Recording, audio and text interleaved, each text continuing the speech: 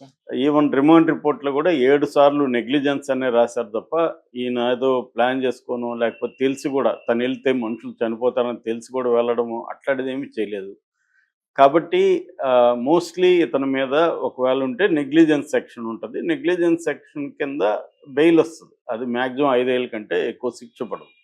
కాబట్టి ఈయన్ని అరెస్ట్ చేయాల్సిన అవసరం లేదు అనేది ప్రధానంగా వాదించారు ఓకే. నిరంజన్ రెడ్డి వాళ్ళు.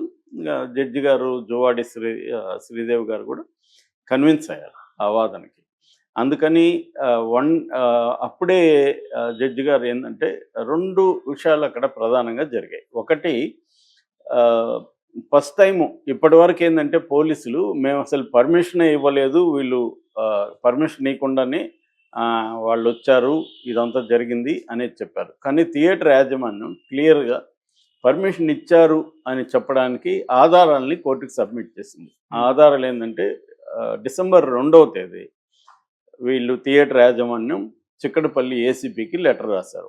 ఇలాగా హీరో, హీరోయిన్ ఇంకొంతమంది ఆర్టిస్టులు 4వ తేదీ నైట్ వస్తున్నారు. మీరు భద్రత ప్రొవైడ్ చేయండి అని. వాళ్ళు సంతకం చేసి ఇచ్చారు. అక్నాలెడ్జ్‌మెంట్ కాపీ కూడా ఉంది. సో, దాన్ని ప్రొడ్యూస్ చేశారు. దీనికి పబ్లిక్ ప్రాసిక్యూటర్ ఏం ఆర్గ్యుమెంట్ చేశాడంటే, పోలీసులు క్లియర్‌గా రావద్దని చెప్పారు. అయినా కూడా అల్లు అర్జున్ వచ్చాడు. కాబట్టి అల్లు అర్జున్ తప్పు ఉంది. అల్లు అర్జున్ రావడం వల్లే ఇది జరిగింది అనేది పోలీసుల ఆర్గ్యుమెంట్. దానికి జడ్జి గారు ఏమన్నారంటే, దానికి ఆధారం ఏంటి? పోలీసులు రావద్దని చెప్తున్నారు అని చెప్పడానికి ఆధారం ఏంటి అంటే, మాకు మండే వరకు టైం ఇవ్వండి. మేము మండే ప్రొడ్యూస్ చేస్తామని అన్నారు. దానికి నిరంజన్ రెడ్డి ఆర్నబ్ గోస్వామి కేసుని అక్కడ ప్రజెంట్ చేశారు. అంటే వన్ డే కూడా రైట్ టు లిబర్టీ అనేది ఒక సెలబ్రిటీ పర్సన్ కాబట్టి అతను లోపలేయాలి అనేది అనుకోకూడదు. వన్ డే అయినా కూడా ఏ వ్యక్తికైనా రైట్ టు లిబర్టీ అనేది ఫండమెంటల్ రైట్.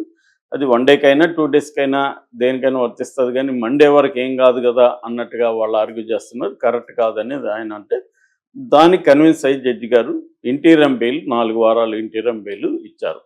ఇప్పుడు ఆల్రెడీ క్వాష్ పిటిషన్ పెండింగ్లో ఉంది. ప్లస్ రెగ్యులర్ బెయిల్ కూడా వేసుకోవాల్సిన పరిస్థితి ఉంది. ఇది ఇంటీరియం బెయిల్ మాత్రమే. 4 వారాల తర్వాత మళ్ళీ ఈ బెయిల్ ఉండనప్పుడు వాళ్ళు అరెస్ట్ చేసే అవకాశం ఉంది. అందుకని ఈ లోపల అల్లు అర్జున్ ఏం చేయాలంటే, ఒకవేళ క్వాష్ పిటిషన్ కానీ చర్చకు వచ్చి దాన్ని కన్విన్స్ అయితే కేసే కొట్టేసే అవకాశం ఉంది.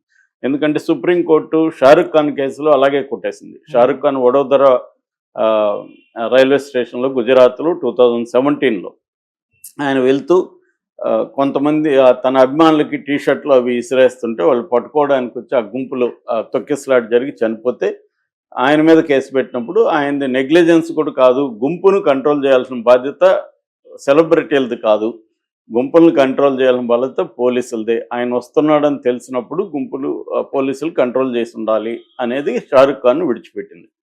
కాబట్టి ఆ కేసుని రేపొద్దున ఎస్టాబ్లిష్ చేసే అవకాశం ఉంది ఇక్కడ.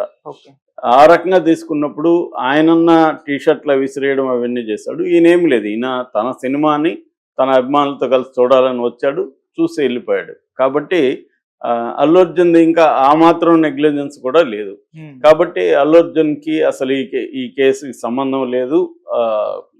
థియేటర్ యాజమాన్యం కానీ లేకపోతే పోలీసులు సెక్యూరిటీ వాళ్ళకి సంబంధం తప్ప అల్లు అర్జున్కి సంబంధం లేదు.